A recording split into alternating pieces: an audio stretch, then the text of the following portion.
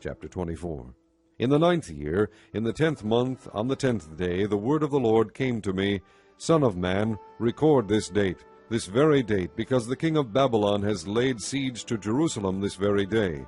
Tell this rebellious house a parable, and say to them, This is what the sovereign Lord says. Put on the cooking pot, put it on, and pour water into it. Put into it the pieces of meat, all the choice pieces, the leg and the shoulder. Fill it with the best of these bones. Take the pick of the flock.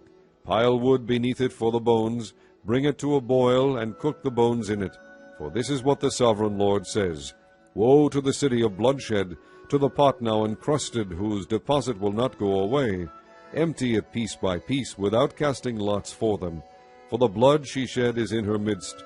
She poured it on the bare rock. She did not pour it on the ground, where the dust would cover it.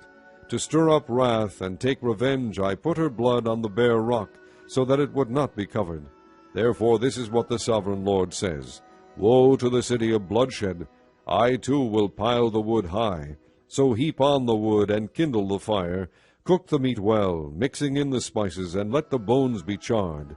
Then set the empty pot on the coals, till it becomes hot, and its copper glows, so its impurities may be melted, and its deposit burned away.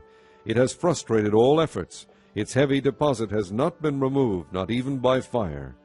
Now your impurity is lewdness, because I tried to cleanse you, but you would not be cleansed from your impurity. You will not be clean again until my wrath against you has subsided. I, the Lord, have spoken. The time has come for me to act. I will not hold back. I will not have pity, nor will I relent. You will be judged according to your conduct and your actions, declares the sovereign Lord. The word of the Lord came to me, Son of man, with one blow I am about to take away from you the delight of your eyes. Yet do not lament or weep or shed any tears. Groan quietly. Do not mourn for the dead. Keep your turban fastened and your sandals on your feet. Do not cover the lower part of your face or eat the customary food of mourners. So I spoke to the people in the morning, and in the evening my wife died. The next morning I did as I had been commanded. Then the people asked me, Won't you tell us what these things have to do with us?